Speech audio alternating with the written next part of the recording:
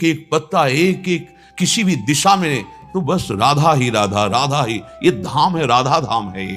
ये राधा नाम यदि जिह्वा में तुम्हारी चलता रहे तो ये जितने परनिंदा करना, परनिंदा सुनना या पर दोष देखना, ये हट जाएगा। राधा नाम रटत रहे सोई धन्य कलि में, ताके पद पंकज की रेणु में बलि में। आहा, जिसकी जिह्वा से राधा राधा राधा, तो कह रहे हो धन्य है इस कलिकाल में। मैं उसकी चरण रज की वंदना करता हूं और उसकी बलिहारी लेता हूं। वो राधा नाम उच्चारण किया। सोई सुकृत सो पुनीत, सोई कुलवंता, जाको निशिबाशर ही राधा नाम चिंता। वही महान पुण्यशाली है। पीछे सत्संग में कई बार वर्णन किया गया है कि नाम से बढ़कर कोई तीर्थ पावन करने वाला नहीं। नाम परम ज्ञान है, नाम परम व्रत है, नाम ही परम पद है, सर्वस्व नाम है। ये महापुरुषों ने अनुभव किया है और बड़े बड़े महापुरुषों को देखा है। चाहे वो प्रणव नाम हो या रामकृष्ण हरि कोई नाम हो, वो बिना भगवान नाम की ऊंचाई पर नहीं पहुंचे हैं। निरंतर नाम चिंतन का आधार लेकर, वो चाहे निराकार की उपासना क्यों न हो, नाम का आधार लेकर के वो उस तत्व में स्थित हो गए हैं। बोले सबसे बड़ा वही पुण्यवान सुकृति महादानी महाज्ञानी जिसकी जिह्वा पे नाम चल रहा है, राधा राधा। सोई सुकृत, सबसे बड़ा पुण्यवान। सो पुनीत, परम पावन, परम पावन। देखो तीर्थों को भी तीर्थत्व प्रदान करने की सामर्थ्य नाम जापकों में आती है। कैसा नाम, सुधा रसम, राधा नाम सुधा रसम। कहां फुर्सत है किसी की बात सुनने को, देखने को, बोलने को। फुर्सत उन्हीं को है जो प्रमाद कर रहे हैं, नाम जप नहीं कर रहे। नाम जब चल रहा है हमारी रुचि ही नहीं होगी। देख लेना आप नाम। सो पुनीत, शरीर भी पवित्र और हृदय भी पवित्र जिसकी जिह्वा पे नाम। सवायाभ्यांतर शुचि, बाहर और भीतर दोनों जगह से पावन हो जाता है जिसकी जिह्वा पे नाम चल। सोई कुलवंता, जो नाम जप रहा है राधा राधा राधा। हो बत स्वपच तो गरियान यज्ञाग्ञे वर्तते नाम तुभ्यम। वो स्वपच भी सबसे श्रेष्ठ है जिसकी जिह्वा पे नाम चल रहा है। सोई कुलवंता, जाको निशिवास रही राधा नाम चिंता। रात दिन चिंतन हो रहा है राधा नाम का, और एक ही चिंता है कहीं नाम छूट न जाए। तद स्मरणेन परम व्याकुलते थी। धन्य हो गया, धन्य हो गया जिसके हृदय में राधा नाम की चिंता है कि कहीं मेरा ये परम धन राधा नाम आधार विस्मरण न हो जाए, छूट न जाए। जोग यज्ञ तीरथ व्रत राधा नाम माही, राधा नाम बिना और कलि उपाय नाही। चाहे जितना और कुछ कर लो, कलिकाल है, सिद्धावस्था नहीं प्राप्त हो सकती। अलग अलग युगों का युग धर्म होता है। इसमें कलयुग केवल नाम आधारा, सुमिर सुमिर नर उतर ही पारा। नाम नाम कह रहे कि योग यज्ञ, वैसे भी जितनी भी यज्ञ हैं सब यज्ञों में भगवान ने स्वयं वर्णन किया है कि जप यज्ञ मैं हूं। यज्ञानाम जप यज्ञोस्मि, राधा राधा। इससे बड़ी कोई यज्ञ नहीं है। ये बहुत बड़ी यज्ञ है, पर यह हाँ इसमें तुम्हारी प्रारंभ में प्रशंसा नहीं होगी, बाहर यज्ञ में तो प्रशंसा होगी। अब ये जो सबसे श्रेष्ठ यज्ञ बताई गई, यज्ञानाम जप यज्ञोस्मि, ये आगे चलकर बिस्तरे सब जग विमल की रति साधु संगति नाटरे। जब आप निर्विकार स्थिति में हो जाएंगे तब आपको वो बुलाना नहीं पड़ेगा, जनाना नहीं पड़ेगा, आप खुद जान जाएंगे सब आराध्य देव है। फिर सबसे प्यार मिलने लगेगा, क्योंकि सब में मेरा प्यारा ही बसा हुआ है।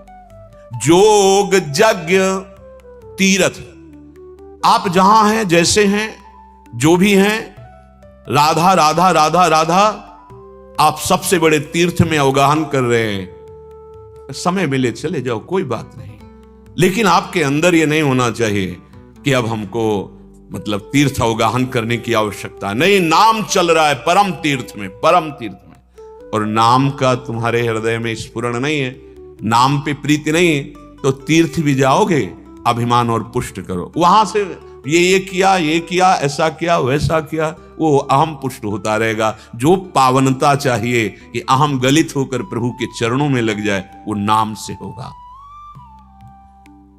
कह रहे कि जितना फल योग में, यज्ञ में, तीर्थ में और व्रत में, बड़े बड़े अनुष्ठानों में, वो नाम की बराबरी नहीं कर सकता। पीछे भी वर्णन हुआ है कि वो 16वें अंश के बराबर भी नहीं है जो नाम जापक को लाभ मिलेगा। नाम बिना और कलि उपाव नाही, अगर नाम नहीं चल रहा तो फिर कलयुग की ऐसी चाल है कि वो सूक्ष्म तत्व पर पहुंचने ही नहीं देगी। अध्यात्म एक बड़ा सूक्ष्म मार्ग है, इसमें बाहरी कोई दिखावा, बाहरी कोई मान प्रशंसा की चाह, ऐसा नहीं। ये अंतर्मुखता का है और एक गुप्त मार्ग है, अंतर ही इसका मार्ग चलता है। उसको बहुत छिपाया जाता है, अंतर की वृत्ति को, जिससे हम उस परम तत्व में स्थित हो जाए या उससे हमें प्रेम हो जाए। वो अध्यात्म एक बड़ा गुप्त मार्ग है, जो हम बाहरी वो अध्यात्म की तरफ ले जाने वाला नहीं बनता। उसका आंतरिक उद्देश्य बाह्य होता है, नहीं तो छिपाना ही छिपाना होता है, छिपाना ही छिपाना। बहुत बड़े महापुरुषों के सानिध्य मिले हैं, गंगा जी के भी किनारे पावन धाम में भी छिपाना ही छिपाना होता है। अगर गुरु कृपा है तो दृष्टि से पहचान लो कि किस कोटि के महापुरुषों को कृपा करके समझावे, नहीं उनके बाह्य लीला से तो समझ ही नहीं सकते हैं। बोले जो स्थिति है वह नाम प्रदान करता है, राधा नाम बिना और कलि उपाव नाही। सबको सार राधा कबहू नहीं बिसरिए, सबको सार, सार के सार कृष्ण चंद्र जी, कृष्ण नाम, वही राम, वही वामन, वही नृसिंह, सब रूप उन्हीं के नाम वो स्वयं जप रहे हैं। श्रीमद राधा सुधा निधि और हमारे रसिक महापुरुषों की वाणी में यहां वेद प्रमाण नहीं है, यहां वेद का जो स्वरूप है, रस स्वरूप है, वो रसिक जनों ने देखा है। तो भगवत रसिक जी कहते हैं यहां वेद रसिकन की वाणी, जो ब्रह्म तत्व सार वस्तु है उसका बोध किए हुए महापुरुषों ने जब कृष्ण रूप का कृपा पूर्वक अवगाहन किया, स्वाद लिया, तो बोले कृष्णात् परम किमपि तत्व हम न जाने, कृष्ण से बढ़कर कोई और तत्व है मैं, परम तत्व श्री कृष्ण, श्रीमद्सूदन सरस्वती जी। और श्री कृष्ण स्वयं हरि रसना राधा राधा रट, यद जापा सक्रदेव गोकुलपते राकर्ष का तत्क्षणा। ये वृंदावन का रस है, ये गूढ़ विषय है। वृंदावन के डाल डाल पात पात में, एक एक कण में यहां राधा राधा समाया हुआ है। हमारा मलिन हृदय इसलिए हम नहीं समझ पा रहे। राधा बोले सबको सार, जैसे उनका कृष्णात् परम तत्व हम न जाने, तो कृष्ण का सार है किशोरी जी। कृष्ण का जो प्रेम स्वरूप है, जो उनके हृदय का आह्लाद है, वो जब रूप धारण किया तो राधा रूप हुआ। सांद्रानंद घन प्रेम मूर्ति किशोरी, इसीलिए जपत हरि विवश तव नाम प्रतिपद विमल, राधा राधा राधा, वंशी से और अपनी जिह्वा से भी राधा राधा राधा। सबको सार राधा कबहू नहीं बिसरिए, राधा नाम लेके अब भव सागर तरिए। बहुत मीठा, बहुत सरल, सार का सार स्वयं परम तत्व श्री कृष्ण, जिस नाम को जपते राधा राधा राधा। आपको वृंदावन आने को मिला, आपको वृंदावन में सत्संग मिला, राधा नाम महिमा सुनने को मिली, अब तुम काहे को काम गंदा करोगे दूसरे की निंदा सुनकर, काहे को वाणी गंदा करोगे जिसमें हमें नाम चलाना है। यदि नाम जापक वैष्णव की निंदा हुई या किसी की निंदा हुई तो नाम भगवान नहीं चलेंगे। ध्यान रखना, नाम केवल शब्द ही नहीं है।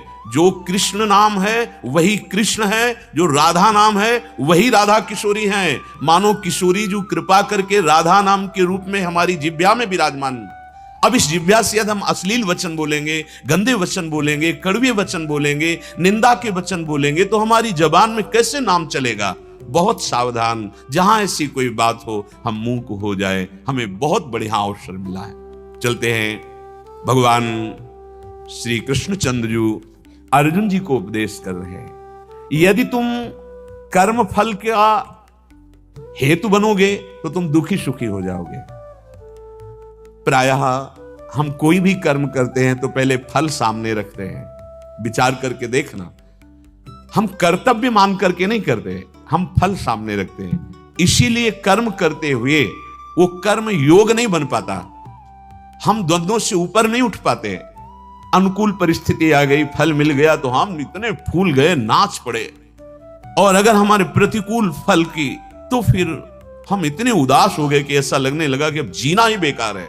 नहीं भाई, ये मानवदेह इसलिए नहीं मिला। भगवान कह रहे कर्मण्येवाधिकारस्ते मा फलेषु कदाचन मा कर्म फल हेतुर्भूर्माते संगोस्त्व कर्मणि। तुम केवल अपने कर्तव्य कर्म को देखो, तुम्हारे मांगने ना मांगने से कोई फर्क नहीं पड़ेगा। तुम्हारा कर्तव्य तुम्हें फल दे के ही रहेगा, पर तुम फल पर यदि दृष्टि रखोगे तो निराश हो जाओगे। यहां विचारणीय विषय है, मनुष्य शरीर में दो बातें हैं। एक है पुराने कर्म का फल भोग और एक है नया कर्म करना। मनुष्य योनि छोड़कर शेष जितनी योनियां हैं वो केवल पुराने कर्मों का भोग कर सकते, नया कर्म नहीं कर सकते। जैसे कीट पतंग, पशु पक्षी, देवता, ब्रह्मा तक, ब्रह्मलोक तक जितनी भी देव योनियां, ईश्वर कोटि की योनियां, वो सब नया अनुष्ठान नहीं कर सकते। एक केवल मन, तभी तो दुर्लभो मानुषोदेव ऐसा कहा गया है। ये करना है, ये नहीं करना है, ये विधान केवल मनुष्य शरीर में लागू है। और जो कर रहे हैं पशु पक्षी या जितने भी, वो अपने पूर्व पुण्य या पाप से पीड़ित होकर वैसे कर्म कर रहे हो। नया अनुष्ठान नहीं हो सकता। जैसे कोई पशु दौड़ा, किसी को मारा, ये उसका नया कर्म नहीं है, उसका शरीर भोग और उससे प्रारब्ध से पीड़ित होकर वो उसे दंड दे रहा है। कर्म उसके ऊपर सवार हो गया है। मनुष्य में एक ऐसा है कि वो विवेक के द्वारा नया अनुष्ठान कर सकता है। बस इसीलिए इसकी दुर्लभता। साधन धाम मोक्ष कर द्वारा पाई न जे परलोक संभारा, कबहू का करी करुणा नर देही देत ईश बिनु हेतु सने। ये शरीर जो मिला बहुत दुर्लभ शरीर। आप कुछ भी बन सकते हैं, लेकिन आपका ध्यान केवल उधर ही है, विषयों की तरफ, संसार के भोगों की तरफ, संबंधों की तरफ। ऐसा लगता सत्य है, ये शरीर सत्य है, ये शरीर सत्य है, ये भोग सत्य है। यही हमारी बुद्धि को अविद्या ने ग्रस लिया है, फंसा लिया है। पशु पक्षी कीट पतंग जितनी भी और योनियां हैं, ये नया कर्म कुछ नहीं कर सकते। वो पुराने कर्म का फल भोग रहे हैं, बुरा या अच्छा, जैसा जैसा कर्म आता जा रहा है। उसके द्वारा यदि तुम्हें दिखाई देता है कि कोई नया कर्म है, तो वो नया कर्म नहीं है, उसका पूर्व प्रारब्ध कर्म है। अनुकूल परिस्थिति, प्रतिकूल परिस्थिति, सुखद परिस्थिति, दुखद परिस्थिति, अन्य योनियों में वो केवल कर्म के अनुसार आ रही है, पूर्व कर्म, नया कर्म नहीं। मनुष्य शरीर एक ऐसा है जो अपने पुरुषार्थ से ये जो शरीर बना है, इतने भर का भोग होगा, पूर्व जितने जमा उन सबको भस्म कर सकता है। आगे जो नए कर्म वो निष्फल कर सकता है, प्रारब्ध को भोगने की क्षमता प्राप्त कर सकता है और इसी जन्म में भगवत प्राप्ति कर सकता है।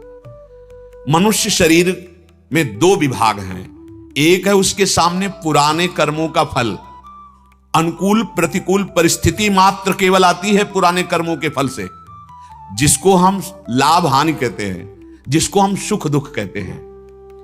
और दूसरा है नया कर्म। नए कर्म के अनुसार हम अपने भविष्य का निर्माण करते हैं। पशु पक्षी देवता ये नहीं, वहां केवल क्षीण हो रहा है, पाप क्षीण हो रहा है, पुण्य क्षीण हो रहा है। यहां हमारे सामने दो परिस्थिति आती हैं, एक अनुकूल एक प्रतिकूल, जो हमारे पाप और पुण्य के अनुसार जो शरीर बना है उसके भोगने में। अब हम स्वतंत्र हैं, हम उन परिस्थितियों में पिसे नहीं। दुख आ गया है तो हम पशु की तरह उसमें डूब न जाएं, अनुकूलता आ गई तो हम पशु की तरह इतने फूल न जाएं कि प्रभु को भूल जाएं, हमारा कर्तव्य क्या है इसको भूल जाएं। प्राय ऐसा ही होता है, हर्षित हुए तो इतने हर्षित हुए कि भूल गए, और दुख पड़ा तो इतने दुखी हुए, शोकित हो गए कि जीना मुश्किल हो गया। ये अध्यात्म का प्रवेश नहीं हुआ आपके हृदय में ज्ञान का, इसलिए ऐसा है। आप कौन है समझिए, आपको कौन सी योनि मिली है। इस योनि की वंदना देवता भी कहते हैं। बड़े भाग मानुष तन पाओ, सुर दुर्लभ, देवताओं को दुर्लभ। तो भाई क्या भोग तुम्हारे पास श्रेष्ठ है जो देवताओं के पास उनको दुर्लभता। यहां का कोई बहुत अच्छा जितेंद्रीय मनोनिग्रही, वहां का थोड़ा सा एक भोग उपस्थित हो जाए तो विचलित करने की सामर्थ्य रखता है। क्या भोगों के भोगने के कारण इसको कहा गया क्या कि सुर दुर्लभ?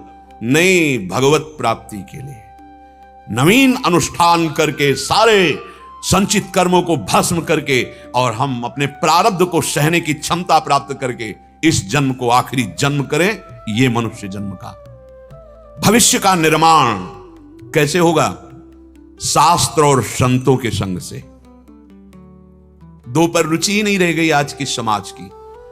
हमारे ब्रह्म ऋषियों ने, भगवान ने जो शास्त्र की रचना की, बैठकर 10 मिनट एकांत स्वाध्याय करने की वृत्ति नहीं रह गई, क्योंकि मोबाइल ऐसी सृष्टि हो गई, सारा समय उसी में। चलो अहोभाग्य हैं जो मोबाइल से सतशास्त्रों की बातें, संतों की बातें सुनते हैं तो सदुपयोग हो जाएगा, लेकिन दुरुपयोग ना होने पावे तो सावधानी, ये आपको आगे बढ़ा देगी। सब कुछ है उसी में।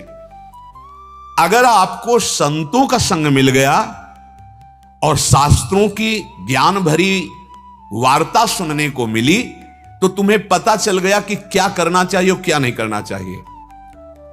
अब आप शास्त्र अनुशासन, गुरु अनुशासन से चलें तो आपको बल मिलेगा, अध्यात्म बल, और आप अपने मन को दुर्वासनाओं से, गलत कर्मों से बचा लोगे। गलत कर्मों से जहां बचाया और पवित्र कर्म हुए, तो पवित्र कर्म का एक प्रभाव होता है, आपका हृदय निर्मल होने लगेगा और अध्यात्म मार्ग दिखाई देने लगेगा। अध्यात्म का मार्ग अंदर प्रकाशित होता है। देखो, हमें जाना बिहारी जी है और हम बहुत दौड़ रहे हैं विपरीत दिशा में, छठी कला की तरफ, तो उस दौड़ने की प्रशंसा होगी क्या? वो अज्ञानी प्रशंसा करे, क्या बात है, कितना अपने लक्ष्य की तरफ दौड़ रहा है। नहीं, लक्ष्य तो उसका बिहारी जी थे, वो गलत दिशा में जा रहा है, उसकी दौड़ का कोई महत्व नहीं, और एक आराम से लेट लेट के जा रहा है, लेकिन बिहारी जी की तरफ जा रहा है, पूरा ऐसे पहुंच जाएगा। हर कदम उसका लक्ष्य की तरफ बढ़ रहा है, और